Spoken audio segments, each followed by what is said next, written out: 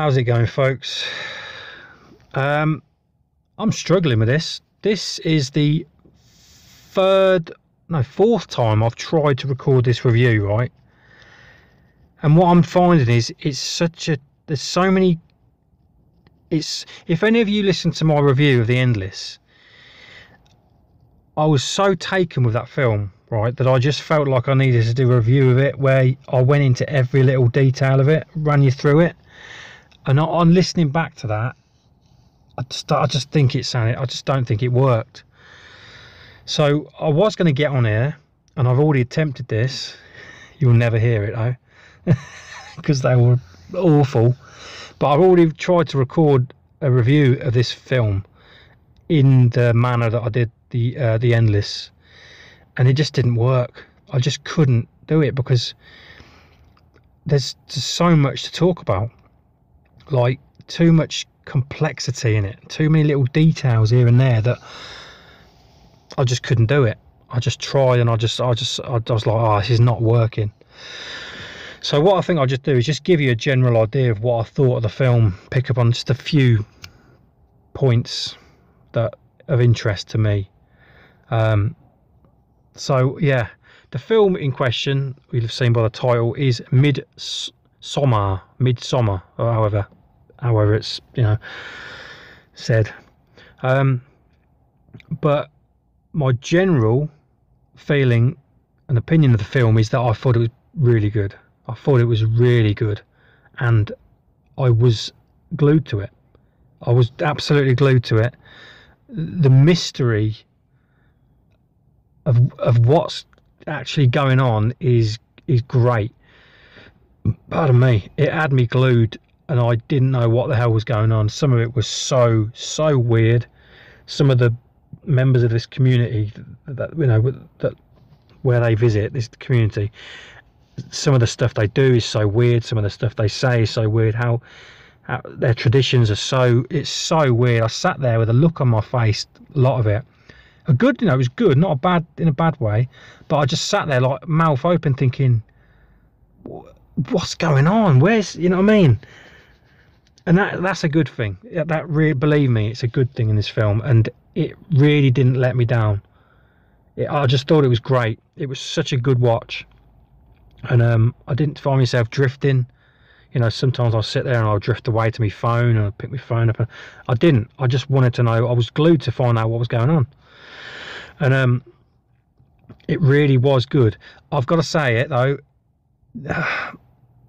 I don't think it was that Lovecraftian, really. I don't think the end product of what everything meant within the film was Lovecraftian. But saying that, I made a trailer on it. I made a video on the trailer months back. I don't even remember how long ago. And there was hints, in my opinion, in the trailer that it was going to be Lovecraftian. But it was weird enough and good enough and mysterious enough, and, might I say it, gruesome enough. There was a lot of gore in it, some of it's shocking because I weren't expecting it. I mean, when you, like, a couple of bits where you realise something's going to happen, but I didn't realise you were going to see the outcome of this action. The resulting injury of it. I didn't think you were going to see it in such graphic detail, but you do, and it's obviously you're like, whoa, but it's it's what you kind of want to see. I like being shocked. So that aspect of it was good.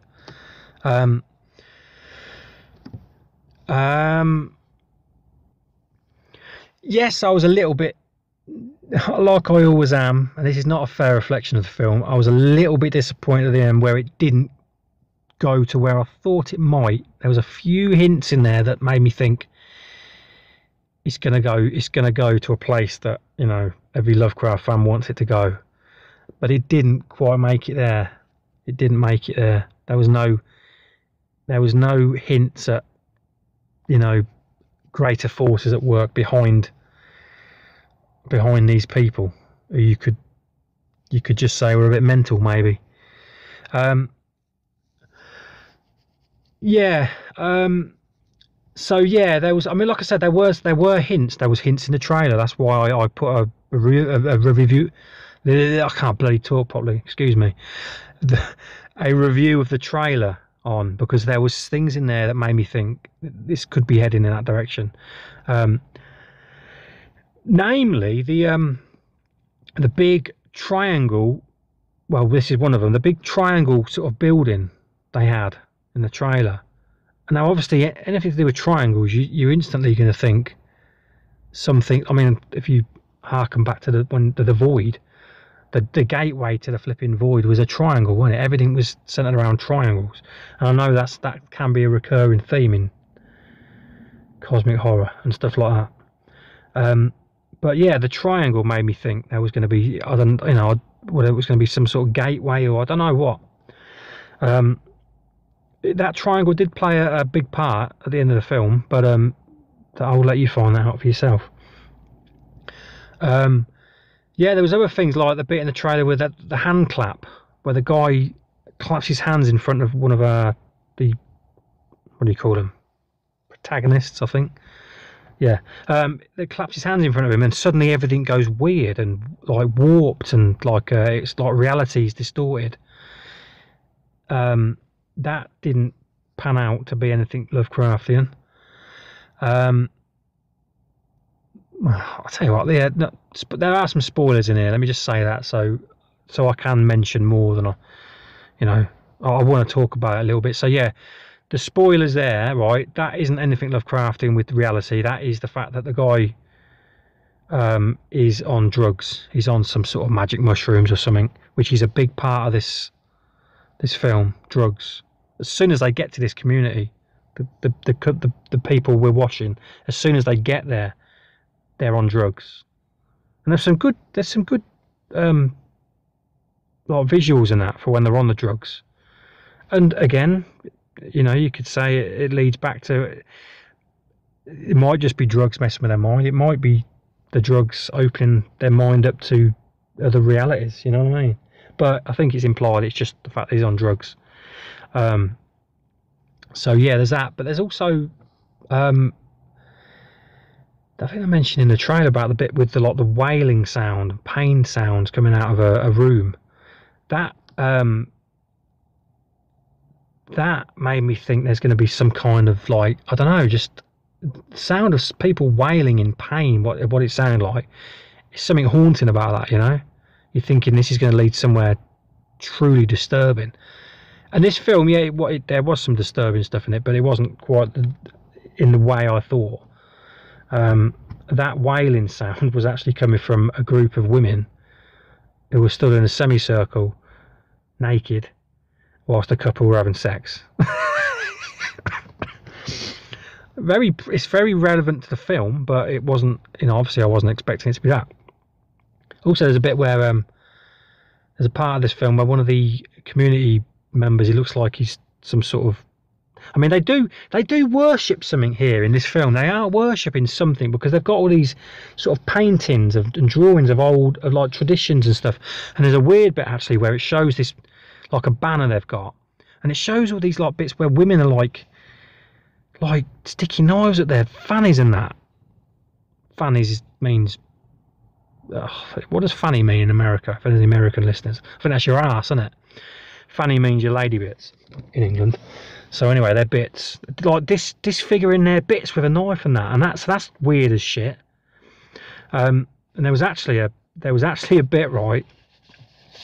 There was a bit in the film where I can't remember his name, one of the characters we're watching, he's given a pie by this girl within the community who seems to have taken a real shine to him, and he's eating the pie, and suddenly he's like that. He pulls out this pube out of his mouth, and my first thoughts turned to the fact of seeing these drawings of women mutilating themselves, and I thought, oh my god, she's cut like lumps of meat off her gash, and she's like flipping fed it to him. You know what I mean? That was my first thought, but I don't think that was the case. I don't know why she put a pube in his pie. It's minging. But did I mention the face mask? There's also this bit where one of these priest. He looks like a priest for their religion or whatever it is. They wear this. He's wearing this mask that, to me, as soon as I saw it, I thought of an image I'd seen, and I don't know if it was from that. It might have been from the Call of Cthulhu game, which I've watched some of the cutscene movie on YouTube, and I'm sure there's a bit where there's some guys wearing like a mask, but it's like a tentacle mask with bits hanging down in front of their face. And this mask, that it was very, to me, that's what I thought of instantly when I saw it. But these bits hanging down from his mask, covering his face, were just like bits of string or something. But that was, again, it was quite visually like, whoa, you know what I mean? What's going on here?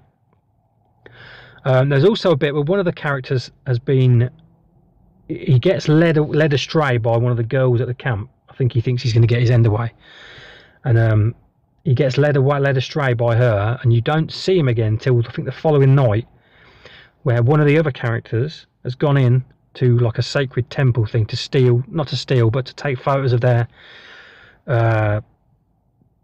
book, their sacred book. I don't know, their Bible, maybe, if you want to call it that. Pardon me. And he goes in there in the dead of night to take photos of it, and then up pops behind him this fellow, I think his name's Mark in the story, his friend, pops up behind him, and you think, oh, it's him, it's nothing to worry about. And he turns around, and it is this Mark. He's got no bloody trousers on, he's got his knob out, and then he comes closer, whacks him on the head, and then he's sort of like standing above him, and he's like, I don't know if it's like he's transformed into something. He's either been mutilated or what, or something's happened to him, but there's never any explanation of what's happened to him. But he looks almost like he's in the process of turning into something. I don't know, some humanoid thing, but it's just weird.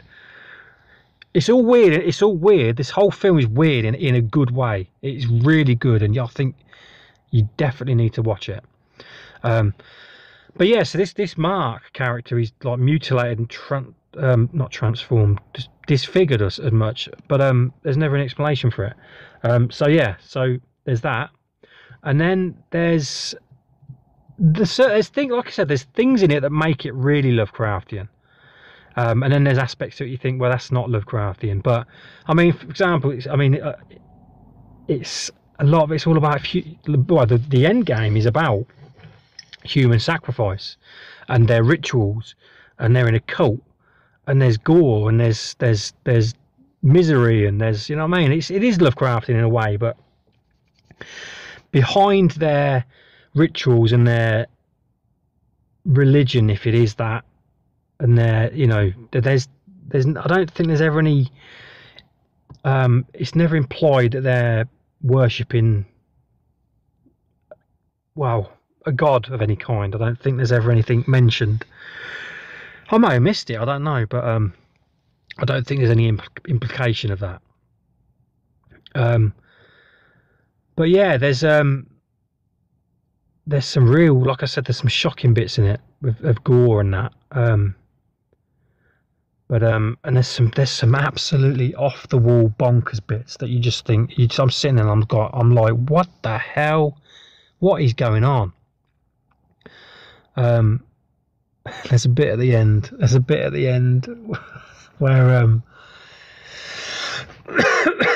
this main fella character, who at this point realised what the hell. Well, he's not realised what's going on, but he's realised he needs to get the fuck out of there. He gets into this, like I said, where they're wailing women,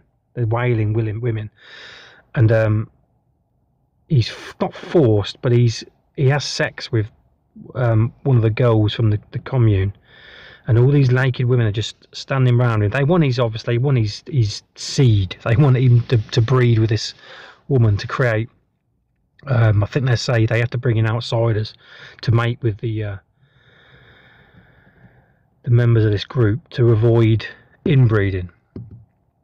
But yeah, he's forced to have sex at one point, and he freaks out and runs.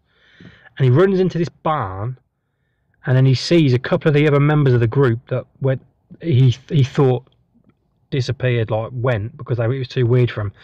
He finds them and they're all strung up on hooks and they're cut open, and yeah, so he's freaking out at that point.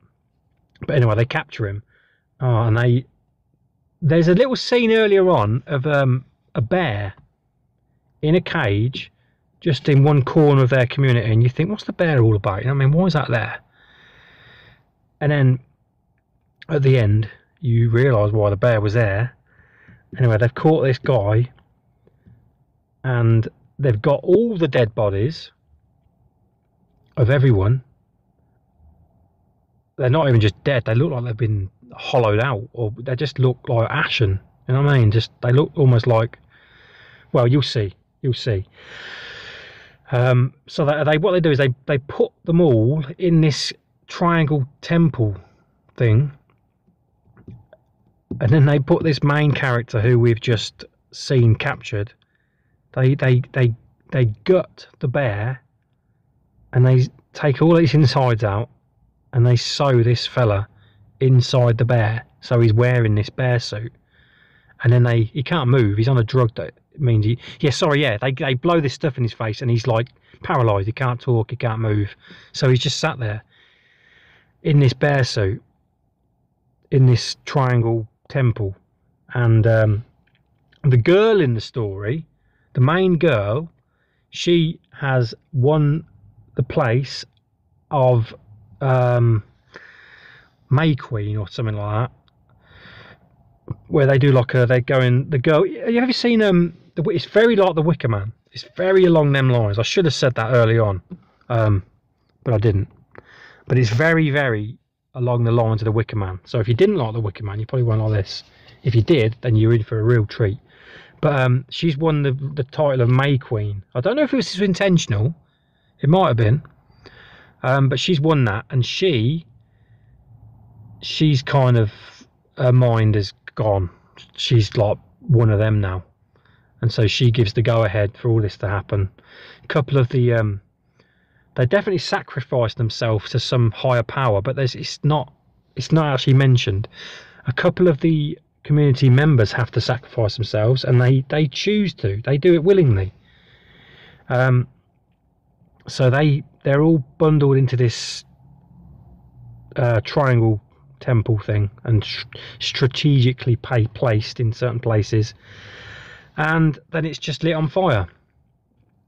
And it's just, you know, I mean, the guy who's sitting there in the bear suit, he can't even move.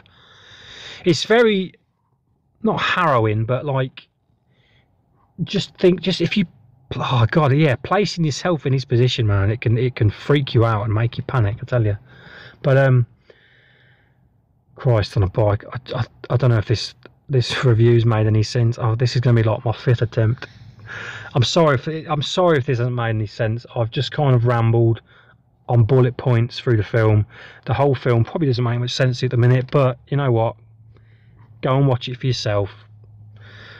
God damn it, I should have said at the beginning, go and watch it for yourself before you listen to this video, because I definitely want you to experience this for yourself without any spoilers.